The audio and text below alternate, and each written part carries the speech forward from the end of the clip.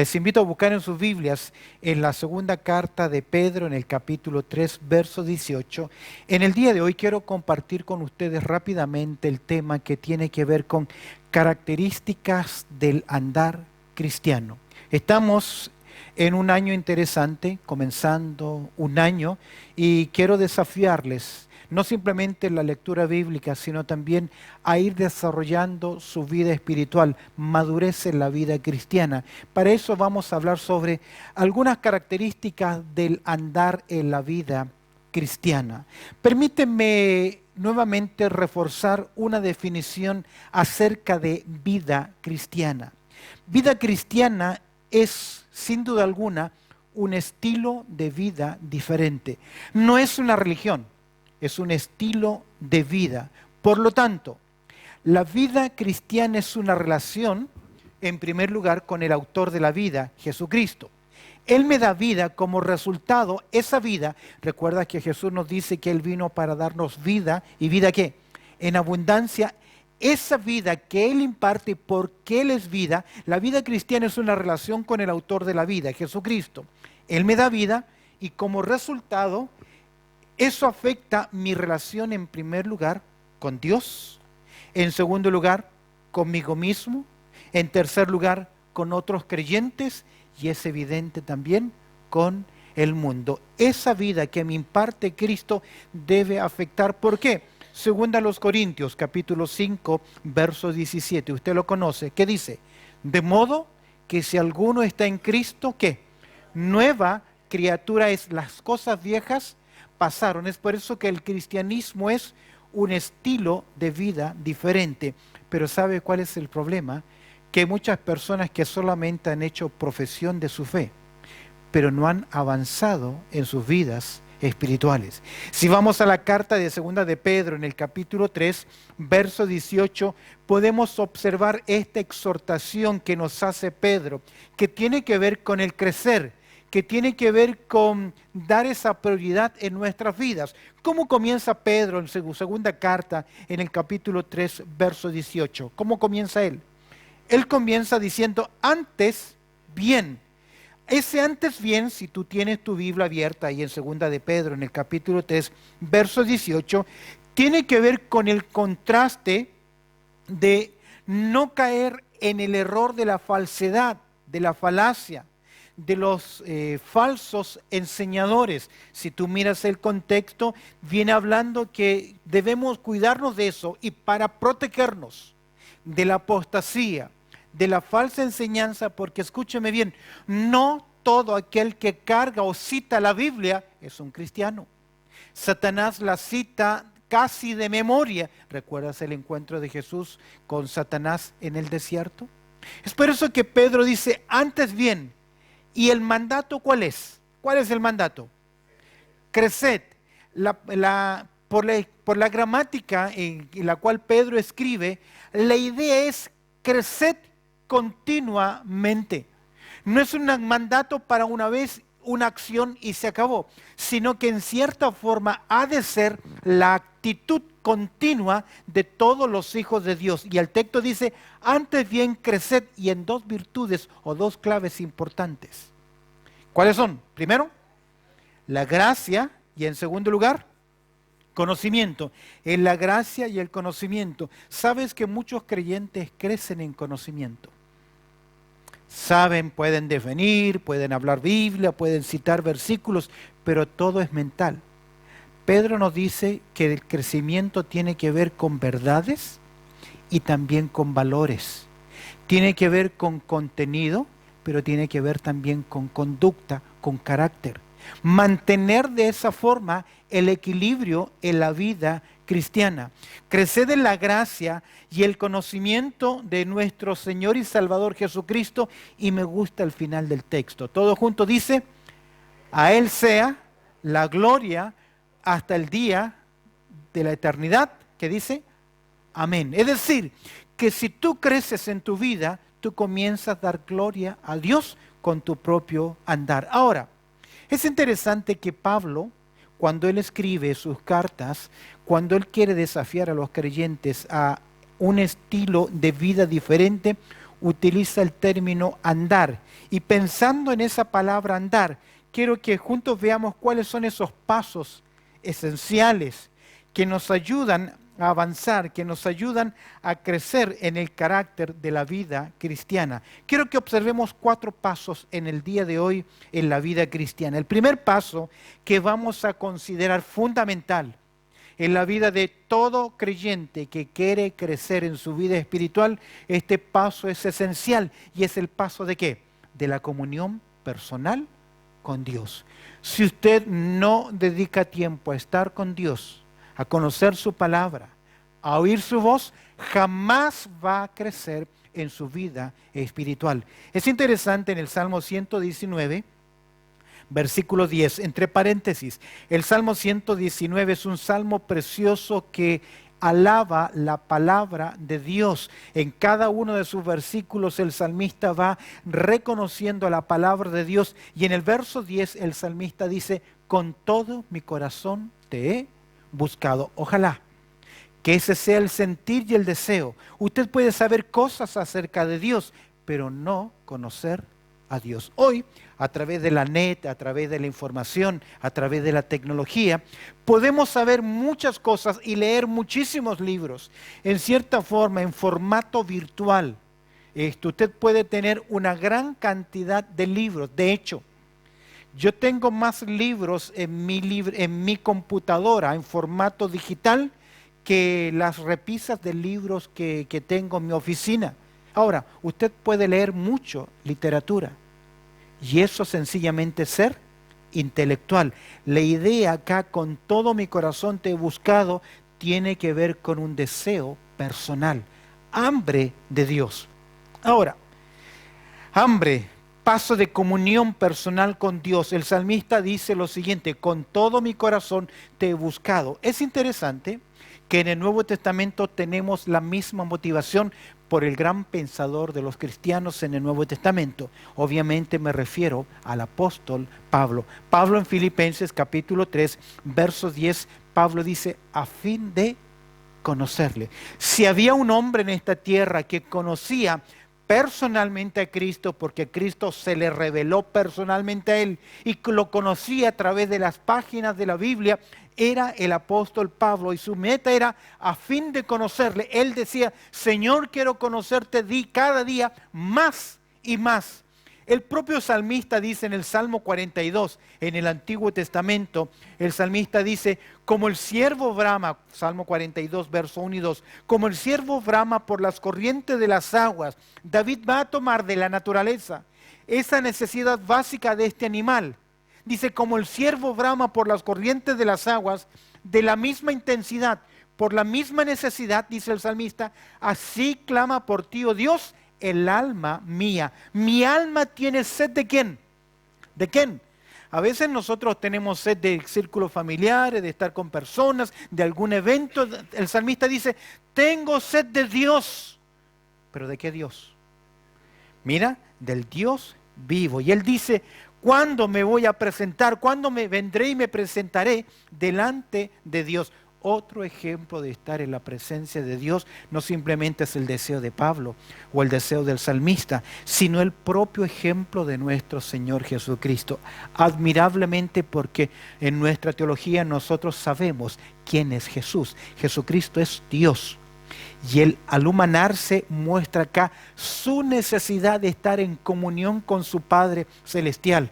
Casi grande, la mayoría de los predicadores cita Marcos capítulo 1, verso 35 para hablar sobre el ministerio de oración de nuestro Señor Jesucristo. Y mira qué ejemplo, ¿qué dice el texto?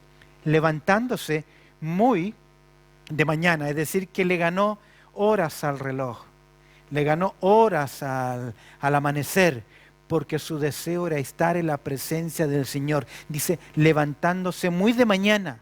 Y agrega el texto, siendo aún que muy oscuro, salió y se fue a un lugar desierto. Y allí ¿qué hacía? Oraba. ¿Y qué es orar? Tener comunión con Dios. Si tú quieres crecer en tu vida cristiana, debes tomar la firme decisión de estar diariamente en la presencia del Señor. ¿Sabes por qué? Porque los hábitos se forman.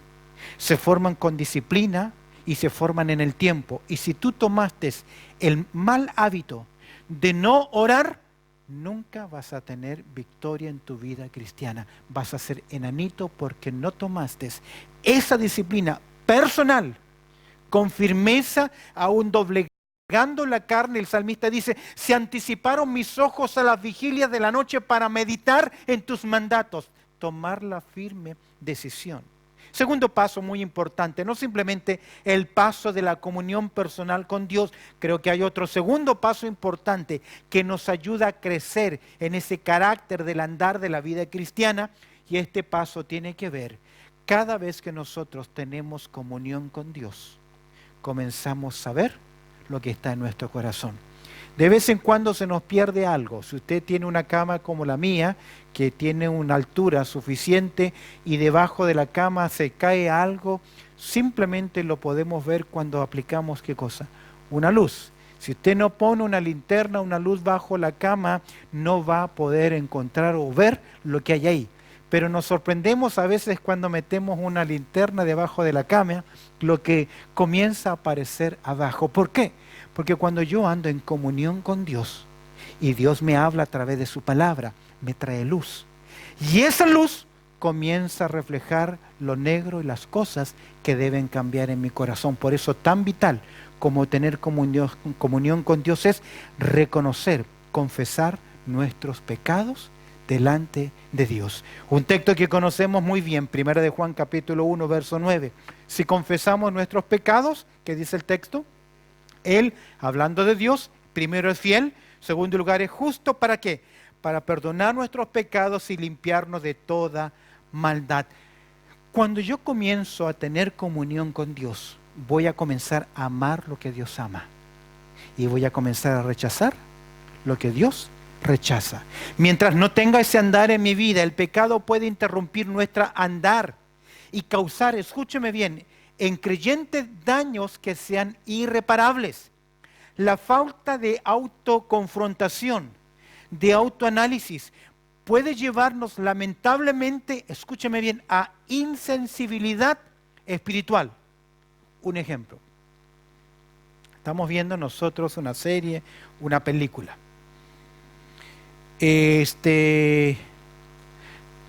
Tal vez miramos la rotulación, temas para mayores, pero no dice que hay sexo o escenas de sexo. Está bien. Medio están desnudos o intentan mostrarnos una escena de sexo, pero que no es explícita. No están haciendo nada. Entonces no hay ningún problema, la vemos.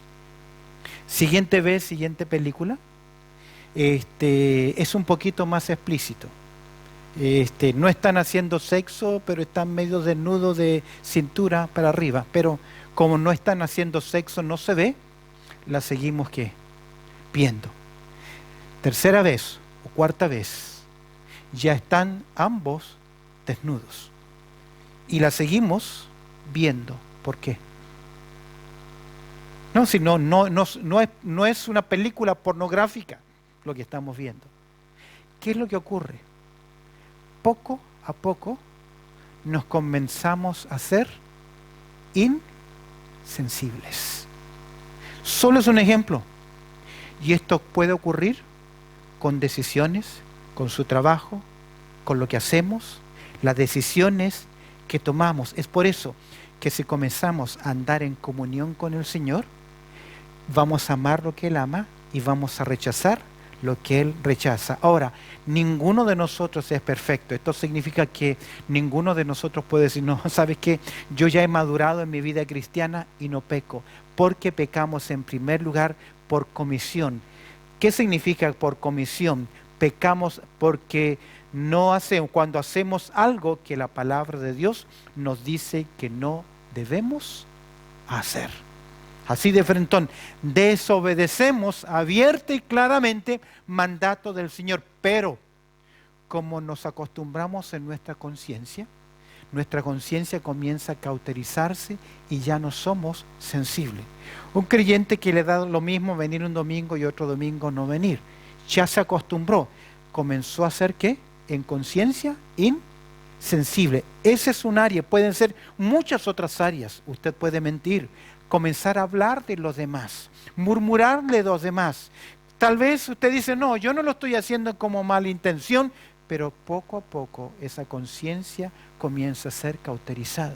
Es por eso que pecamos por comisión, cuando hacemos algo que la palabra de Dios nos dice que no debemos hacer. En 1 de Juan capítulo 1, verso 8 dice, si decimos que no tenemos pecado, ¿qué?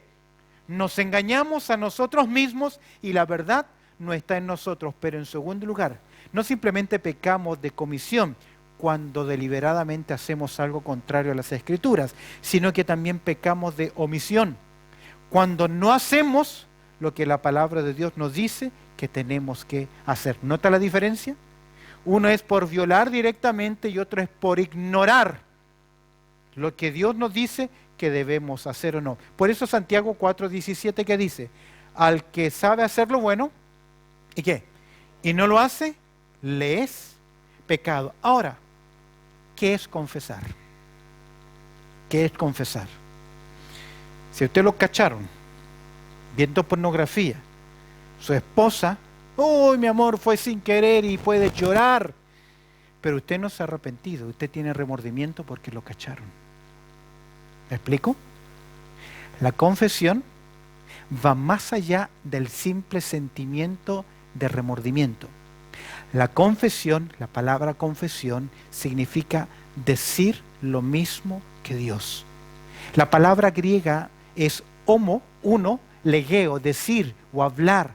Es decir, me pongo del lado de Dios y digo, sí, realmente eso que he estado haciendo, Señor, es pecado. Pero como nos gusta racionalizar las cosas, como nos gusta justificarnos, como nos gusta y en la carne lo es así, comenzamos a justificar las acciones que cometemos. De hecho, el libro de Proverbios en el capítulo 28, verso 13, dice lo siguiente, observa conmigo, 28:13, el que encubre sus pecados, ¿qué? No prosperará. Por más que los quiera justificar, comisión o omisión, por hacer lo contrario a la palabra de Dios o por no hacer lo que Dios te pide y te acostumbras y no hay autoconfrontación, autoanálisis, dice el texto, el que encubre su pecado, ¿qué? No prosperará. Observa a un hombre que no reconoció su pecado, que lo guardó por un tiempo. Mira las consecuencias, Salmo 32. Mira lo que dice David en verso 13. Mientras que callé, no quiso confesar sabiendo que había hecho algo malo. Mientras callé, ¿qué dice el texto? Se envejecieron mis huesos. ¿Qué significa? El pecado siempre tiene consecuencias. El famoso versículo, Gálatas capítulo 6, verso 7. No os engañéis. Dios no puede ser burlado. Todo lo que el hombre sembrare, eso también segará. Tal vez tu vida espiritual no tiene los frutos que debiera tener después de tantos años como creyente. Está acá. Pecados ocultos. Mientras callé, se envejecieron mis huesos, en mi gemir todo el día, porque de día y de noche, dice el verso 4, se agravó sobre mí tu mano. Se volvió mi verdor en sequedad de verano. ¿Cuántos creyentes hay que llevan años, no tienen fruto, no maduran, no crecen? Tal vez porque no han dado el paso de la comunión o el paso de la confesión de pecado. ¿Qué hacer? ¿Cuál es el procedimiento en la confesión? En primer lugar, la confesión está dirigida a la persona que hemos ofendido. En primer lugar, pecamos ¿contra quién? Contra Dios. Por eso 1 de Juan 1:9, si confesamos nuestros pecados. Y en segundo lugar, a la persona afectada directamente. Porque tal vez tú hablaste de alguien. Te envolviste en comentario en contra de otra persona. Santiago capítulo 5, verso 16 dice, confesad vuestras ofensas, ¿qué? Unos a otros. Tiene que haber arrepentimiento y tiene que haber también restitución, que es algo muy importante. A veces, y esto tiene que ver con una confesión que está dirigida a la persona ofendida, en cierta forma esta confesión es personal. Con Dios primero y directamente con la persona, pero a veces suele ocurrir que la confesión tiene que ser pública, que produce un arrepentimiento que es genuino. ¿Recuerdas tú la historia de Cam? Cuando él tomó del anatema y lo escondió. Cuando Josué lo confrontó en el capítulo 7 de Josué, verso 19, observa lo que Josué le dice a Cam. Entonces Josué dijo a Cam: hijo mío, ¿qué? Mira qué interesante. Da gloria a Jehová, el Dios de Israel. Cuando reconocemos públicamente nuestros pecados, que también son públicos, y los confesamos, estamos dando ¿qué? La gloria a Dios. Pero cuidado, a veces alguien se para y dice: hermano, yo quiero pedirles perdón porque los ofendí y ofendí a fulano de tal. Eso, confesión, no sirve, porque es más orgullo y carne. Porque si el asunto es personal, ¿con quién tiene que ir? Con la persona. Ahora, si su pecado ha afectado a la obra de Dios, porque en cierta forma muchas veces una obra, una iglesia, no crece porque hay pecado oculto, nos toca doblar nuestras rodillas hasta que Dios sea glorificado y el pecador reconozca su mala acción. ¿Cómo o cuándo? Primero cuando hay comunión. Cuando yo comienzo a caminar cerca de Dios, Dios comienza a revelar mi corazón y comenzamos a ver aquello que necesitamos cambiar. Segundo paso importante entonces es el paso de la confesión. Me encanta lo que dice Pedro acá, el paso del crecimiento espiritual en su segunda carta, en el capítulo 1, el verso 5, que me gusta mucho ese capítulo 1, dice Pedro lo siguiente: vosotros también, ¿estás ahí? Primera de Pedro, capítulo 1, verso 5, ¿estás ahí?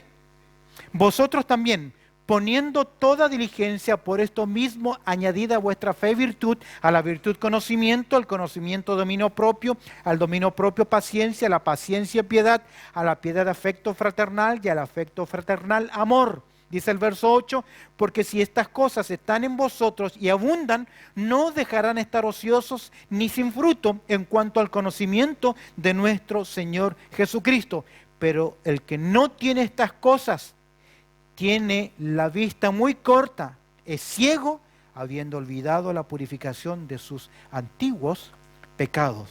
Por lo cual, hermanos, tanto más procurad con firmeza vuestra vocación y elección, porque haciendo estas cosas, dice Pedro, ¿qué?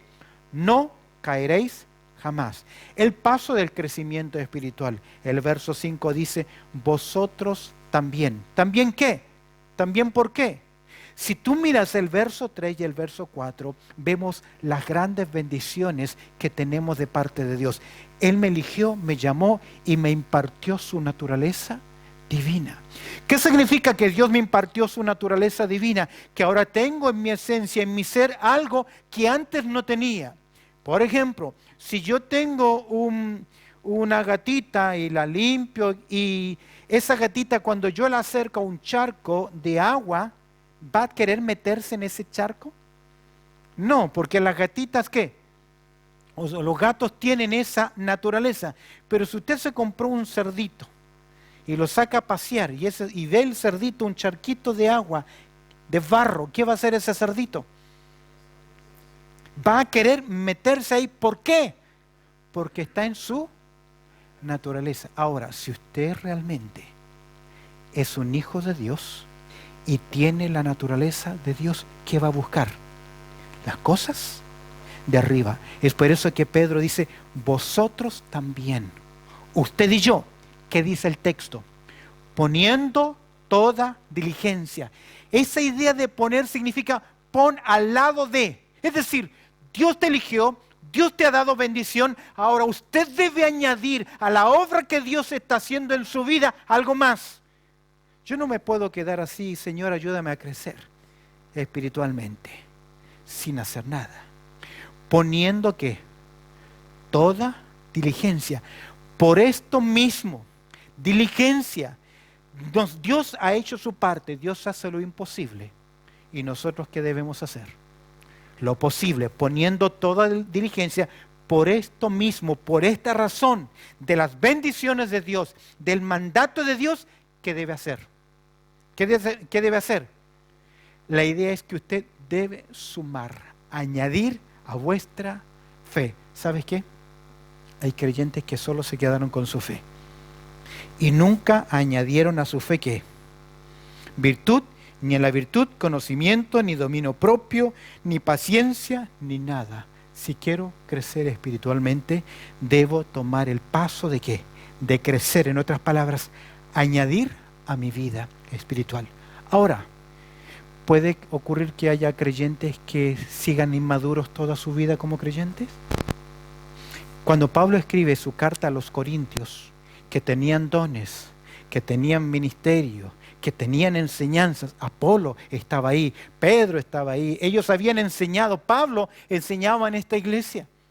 Pero en el capítulo 3, verso 1, Pablo, ¿qué tiene que decirles? Hermanos, no puedo hablaros como a espirituales, sino como a carnales, como a niños en Cristo. ¿Por qué? Primero a los Corintios capítulo 3, verso 1 al 3, evidencia que hay creyentes que no crecen en sus vidas espirituales. El mismo tema aborda el escritor a los hebreos. Allá en el libro de Hebreos, en el capítulo 5, quiero que observes conmigo el verso 12. El gran problema de no crecer es que no maduramos, y al no madurar, somos incapaces de discernir las cosas espirituales. ¿Qué dice Hebreos capítulo 5, verso 12? ¿Cómo comienza el escritor? Estos son creyentes que ya llevan 35 años de creyentes y quieren volver atrás, porque el Señor no ha venido, porque tienen problemas, etc. Porque debiendo ser ya maestros después de ¿qué? De tanto tiempo, ya más de 35 años como creyentes, tenéis necesidad de que se os vuelva a enseñar cuáles son los primeros rudimentos de la palabra de Dios. Ya habéis llegado a ser tales que tenéis necesidad de ¿qué? De leche y no de alimento sólido. ¿Cuántas veces he escuchado a personas que vienen a la iglesia y dicen, oh, too much, fue mucha comida, mucha enseñanza? Porque están acostumbrados a algo light, simplecito, palmaditas en la espalda, hacerlos sentir bien, y no crecen en la palabra de Dios. Todo, mira el verso 13, todo aquel que participa de la leche, ¿qué es? Es inexperto en la palabra de justicia. ¿Por qué razón? Porque es niño. ¿Qué hacen los niños cuando son pequeños y están todos juntos? Problemas. Problemas. Todo creyente que lleva años y continuamente está causando problemas, evidencia que es un niño que no ha madurado. Pero el alimento sólido, verso 14, es para los que han alcanzado madurez, para los que por el uso tienen los sentidos ejercitados. ¿En qué? En el discernimiento del bien y del mal. ¿Por qué? Porque ha aprendido a crecer. El paso de la comunión personal, el paso de la confesión personal, el paso del crecimiento espiritual. Si hemos de ejercer un ministerio espiritual que influya a otros, debe salir del suelo de una vida que crece para la gloria de Dios. Simplemente quiero hacer mención, no lo tengo en pantalla. ¿Cómo crecer espiritualmente? Primero, dedica tiempo para estar con otros creyentes espirituales y victoriosos. Si tú sales a pasear y sales a cualquier lugar solo con creyentes carnales, te quedarás siempre siendo un creyente carnal. ¿Lo tiene? Segundo, dedicar tiempo para estudiar la palabra de Dios en forma constante y sistemática. Si usted quiere crecer espiritualmente, debe tomar en serio el estudiar la palabra de Dios. Dedicar tiempo para estar con creyentes espirituales. Dedicar tiempo para estudiar la palabra de Dios de forma constante y sistemática. Dedica tiempo para escuchar buenas predicaciones. Yo los escucho a ustedes comentar, predicadores de la net. Escuche buenos predicadores.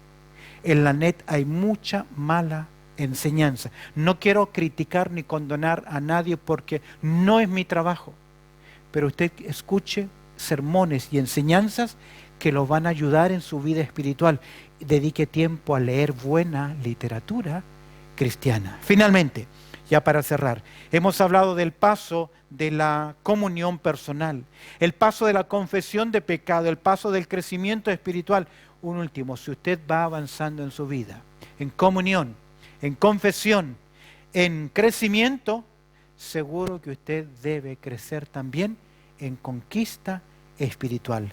Filipenses capítulo 3, verso 13, dice el apóstol Pablo algo interesante. Hermanos, mira lo que dice Pablo, yo mismo no pretendo haberlo ya alcanzado, pero una cosa hago, ¿qué? Olvidando ciertamente lo que queda atrás y extendiéndome a lo que está delante. Es decir, él toma la decisión de ir avanzando en su vida espiritual, en conquista en su vida espiritual.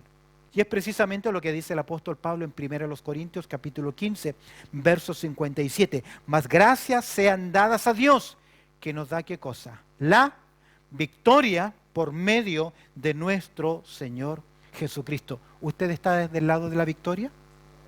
Entonces avance en conquista en su vida espiritual. ¿Cómo? Permíteme mostrarte dos formas de avanzar en conquista en la vida espiritual. Primero de ellos, en su forma de pensar. Nunca me voy a olvidar de este versículo de Filipenses capítulo 4, verso 8. Yo le llamo, hay algunos versículos, toda la palabra de Dios es inspirada y es útil, amén. Pero creo que hay ciertos versículos que yo le llamaría versículos de liberación. Y este versículo llegó a mi esposa y a mí a través de una misionera que se reunía con nosotros y con mi esposa, y en cierta forma nos regaló este versículo que tal vez lo conocíamos, pero que te ayuda a pensar de forma victoriosa y diferente. Por lo demás, hermanos, dice Pablo, todo lo que es verdadero, lo honesto, lo justo, lo puro, lo amable, si hay algo de buen nombre, dice, si hay virtud alguna, si hay algo digno de alabanza, ¿qué? En esto pensar, aprenda a pensar bíblicamente. Ese curso que queremos compartir, perspectiva bíblica, tiene que ver en cómo nosotros enfrentamos los problemas diarios, porque usted aprendió una forma de enfrentarlos, la que le enseñaron sus padres, el mundo, la experiencia. Y muchas veces, aunque pueda haber mucha sabiduría aplicada ahí, a veces ese accionar es contrario a la palabra de Dios. Es por eso que 2 Corintios, capítulo 10, observa el verso 5, versículo interesantísimo también, que dice, derribando argumentos y toda altivez que se levanta contra el conocimiento de Dios, llevando cautivo todo pensamiento a la obediencia a Cristo. Aquí hay algo interesante. Derribando argumentos, es decir, pensamientos contrarios y toda altivez, orgullo. Todo orgullo. Debemos llevarlo cautivo a los pensamientos, debemos llevar cautivo los pensamientos ¿a qué? A la obediencia a Cristo. Queridos, Jesús resume nuestro amor por Él de la siguiente forma. Si me amas, guarda mis mandamientos. ¿Cómo tener una vida victoriosa? ¿Cómo tener pasos de conquista? Cambia tu forma de pensar, que sea bíblica. Spurgeon decía biblínica. Segundo lugar, la forma de proceder, no simplemente el pensar, sino que también tu proceder, cómo te vas a conducir. Pablo dice, yo pues preso en el Señor, os ruego que andéis como es digno de la vocación con que fuisteis llamados. ¿Cómo? Con toda humildad y mansedumbre, soportándoos con paciencia los unos a los otros. Ok, al mirar estos puntos, comunión con Dios, confesión de pecado, crecimiento espiritual, pasos de conquista, es posible que nos hayamos equivocado en algún momento. Y tal vez de estos 4 pasos nos hemos equivocado y hemos pecado. Permíteme cerrar este pensamiento o esta enseñanza con un versículo maravilloso del libro de Proverbios. Se encuentra en el capítulo 24. Dice el verso 16 lo siguiente. Porque 7 veces cae el justo, ¿qué? Mas y vuelve a levantarse. Tal vez Dios hoy ha hablado en nuestras vidas. Tal vez Dios nos ha mostrado está fallando en comunión, está fallando en confesión, en crecimiento o en conquista, en tu forma de pensar, en tu proceder. Ok, Señor, reconozco mi falta. Porque la victoria no está en quien nunca cae. No existe eso. Sino aquellos que caen, pero que vuelven ¿a qué? A levantarse. Amén. Marchando es el desafío para este año. Marchando ¿hacia dónde? Hacia la madurez espiritual. Avancemos hacia la madurez. Dios añada su bendición a lo que hemos considerado en el día de hoy. Bendito Padre Celestial, te agradecemos por tu amor, por tu cuidado y Señor, por esta reflexión de tu palabra. Te pido que tú añadas, Señor, tu bendición. Pues oramos a través del precioso nombre de Cristo Jesús. Amén y amén.